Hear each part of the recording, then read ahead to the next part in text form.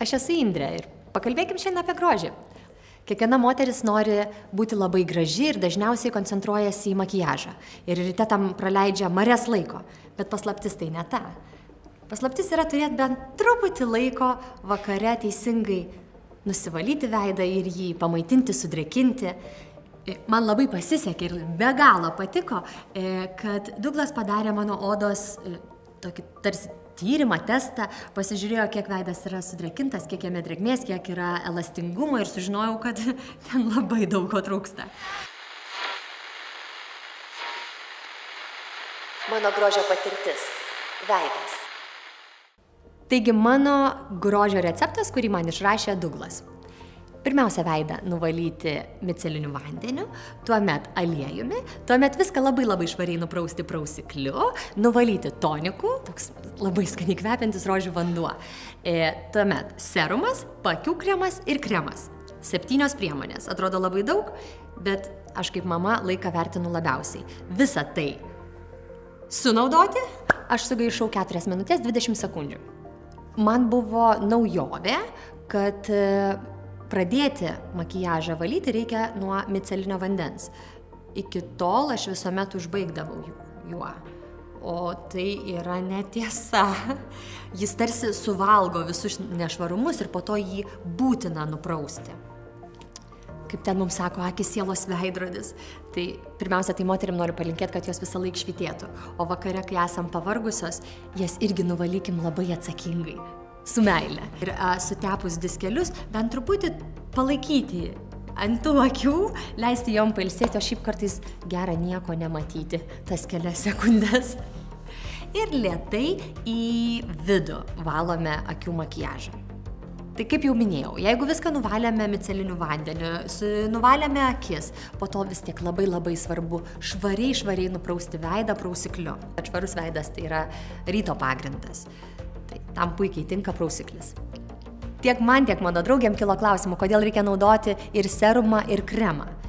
Vien tik serumo nepakanka. Serumas labai gerai drėkina odą, bet reikia kažko užtvirtinti. Tai kai tepame serumą, viršaus tepame vakare naktinį kremą, ryte drėkinantį rytui tinkamą kremą. Dažnai kartoju, kad visai neturiu laiko, bet kartais to laiko atrasti ir būtina, ir labai smagu. Čia rekomenduočiau pasitarti su specialistu, kad patartų, kokias iš tiesų kaukės naudoti, kai jos yra specifinės, skirtos tam tikroms zonoms ir labai linksma, nes galima naudoti visas 3 skirtingų spalvų, o tai labai patinka vaikams vienu metu. Dar apie laiko taupimą ir grožį. Douglas turi veido kaukę, kurią aš vadinu tinginio kaukę. Didžioji dalis kaukių turi griežtus terminus, kada reikia jas nuplauti. Tai ši kaukė nėra tokia. Čia tinkama visom moterim, kurios tikrai bėga, vakare būna pavargusios ir nežino, kada gali užmigti. Tai kaukė, kurią užsitepi ir gali nueiti miegoti. Turbūt moteris ir taip tai žino, bet kartojimas mokslų motina, tai, mielos moteris, kremą reikia tepti į viršų, kad viskas kiltų į viršų ir galėtume visą dieną ir vakarą šypsotis. Man pats gražiausias komplimentas, kai sako, kad esu gražiausia atsikėlus ryte.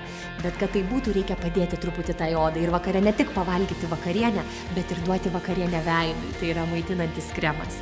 O tada jau atsikelkim ir švytėkim. Mano grožio patirtis – kūnas. Amerikiečiai mėgsta tokį terminą SSB – Single Secret Behavior. Tai yra toks laikas, kai moteris lieka viena ir kažką slapčia daro, ko kiti nemato. Tai aš, pavyzdžiui, mėgstu užsitepti įvairias veido kaukės. Kitos moteris užsideda drėkinančias pirštinės arba drėkinančias kojines. Ir tokios egzistuoja. Ir praleidžia laiko tiesiog kažką veikdamos. Tai aš dar šalia įsijungiu serialą ir pasipjaustau dešryčių, agurkiukų ir duonytės. Ir su tom pirštinėm ir tą kaukę viską darau vienu metu. O jeigu ilgiau esu viena, tai galima palepinti ir visą kūną. Jį galima nušveisti, galima praustis labai skaniai kvepiančiais prausikliais ir galiausiai išsitepti tokiom labai maloniom putom. Man tai daug labiau patinka už kūno kremą. Nežinau, gal dėl to, kad taip gerai geriasi, ar tiesiog netepa nieko, bet man tai buvo atradimas. Putos buvo mano atradimas. Ar žinojot, kad egzistuoja 3 minučių taisyklė po dušo? Išlindus iš dušo reikia kūną sudrėkinti per 3 minutes, nes kitu atveju tokio efekto nebepasieksite. Man tai buvo atradimas.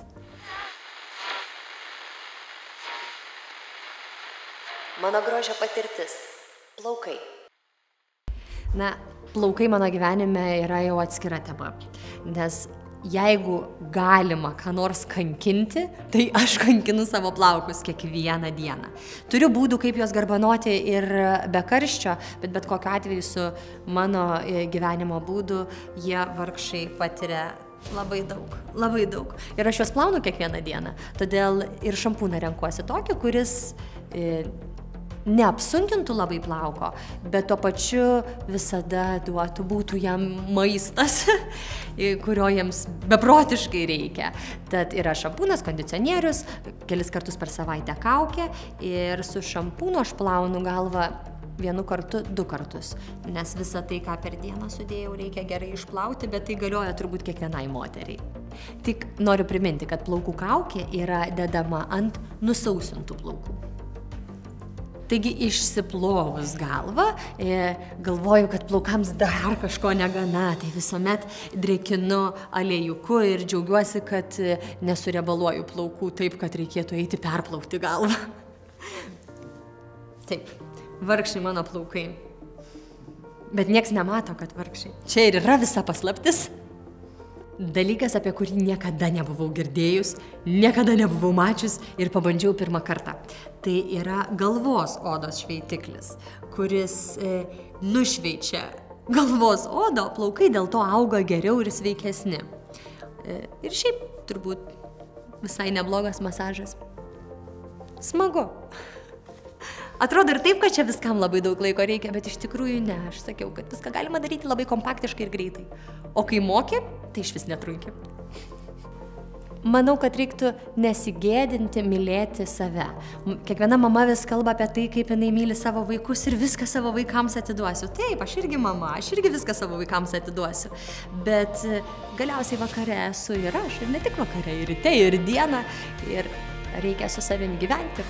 Tai geriau gyventi su tokia, kuri šypsosi savo veidrodyje.